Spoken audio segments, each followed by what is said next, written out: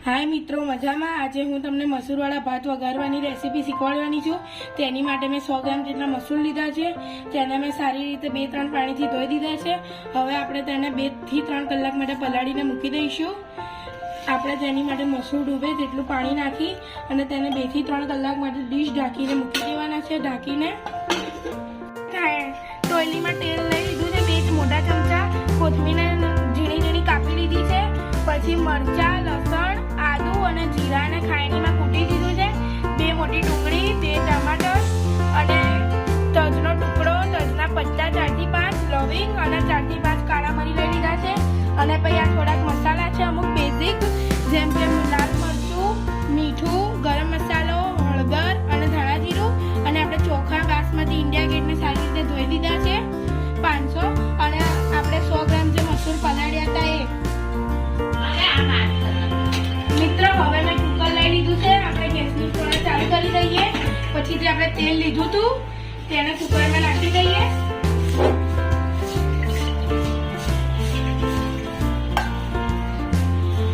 અને આપણે હવે કુકરને તેલને ગરમ થવા દઈશું। અને હવે તેલ ગરમ થયા બાદ આપણે એમાં 1 નાની ચમચી જીરું નાખી દઈશું।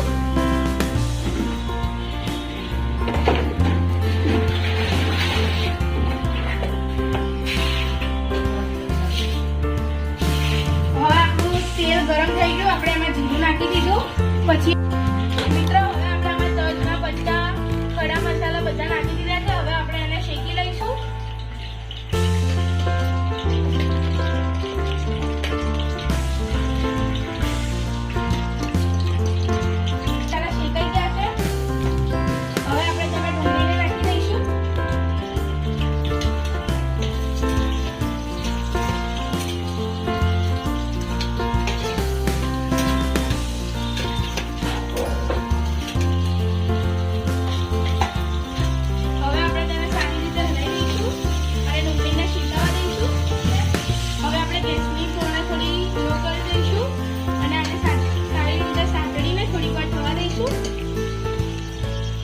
હવે આપણે ગેસની ફ્લેમને પાછી ફાસ્ટ કરી અને આપણે ડુંગળીને સારી રીતે સાંતળી લઈશું।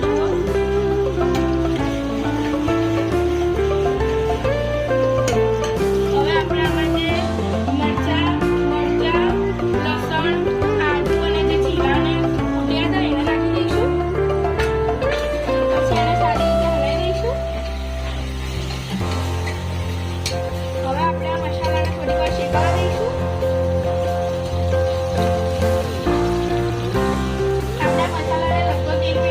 હવે આપણે મસાલાને 1 મિનિટ સુધી શેકાઈ ગયો છે। હવે આપણે તેમાં લીમડો નાખી દઈશું। મેં લીમડો ડાળી સાથે લીધો છે અને ડાળી સાથે નાખ્યો છે। હવે આપણે એમાં આપણે જે 2 ટામેટા કાપ્યા હતા એને નાખી દઈશું। તો મસાલા સારી રીતે શેકાઈ ગયા છે। હવે આપણે આમાં મરચું મસાલાને નાખી દઈશું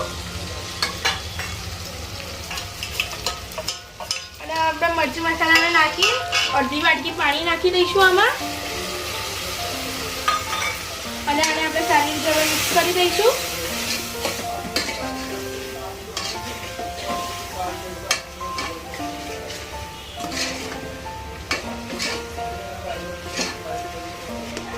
આપણો મસાલો હવે સારી રીતે શેકાઈ ગયો છે એટલે આપણે તેમાં પલાળેલા મસૂર નાખી દઈશું અને તેને સારી રીતે મસૂરને મસાલા સાથે મિક્સ કરી લઈશું।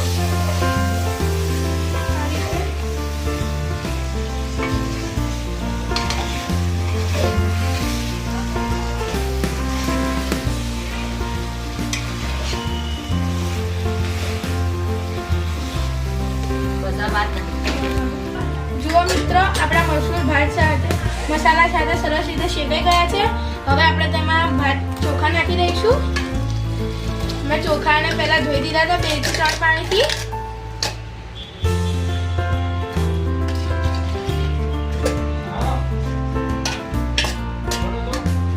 અને હવે તેને ચોખા ભાંગે નહીં એ રીતે સારી રીતે હલાવી દઈશું અને મસાલા સાથે મિક્સ કરી દઈશું।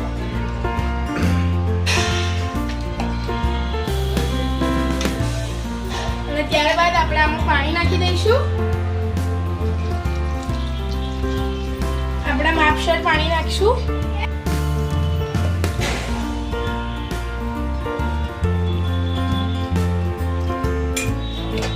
હવે આને સારી રીતે મિક્સ કરી દેવું.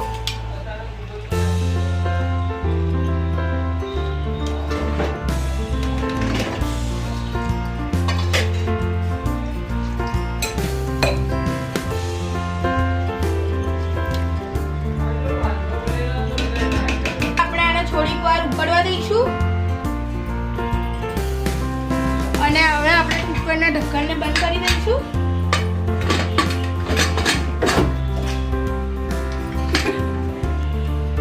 હવે આપણે કુકરના ઢક્કણને બંધ કરીને આમાં 4 થી 5 સીટીઓ આવવા દઈશું. મિત્રો હવે આપણે 4 સીટી થઈ ગઈ છે. પછી મેં 5 મિનિટ કુકરને ગેસ બંધ કરીને પડી રહેવા દીધું હતું અને તમે જુઓ તો આપણા ભાત કેવા સરસ તૈયાર થઈ ગયા છે, એકદમ ખીલેલા. તમે જોઈ શકો છો ને જુઓ આપણા ભાત કેવા સરસ થઈ ગયા છે, તૈયાર. હવે આપણે આમાં ઉપરથી ફ્રેશ કોથમીર નાખી દઈશું.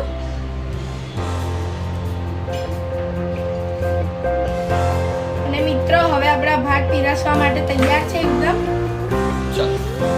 હવે આપણે આને પ્લેટમાં પીરસી લઈએ.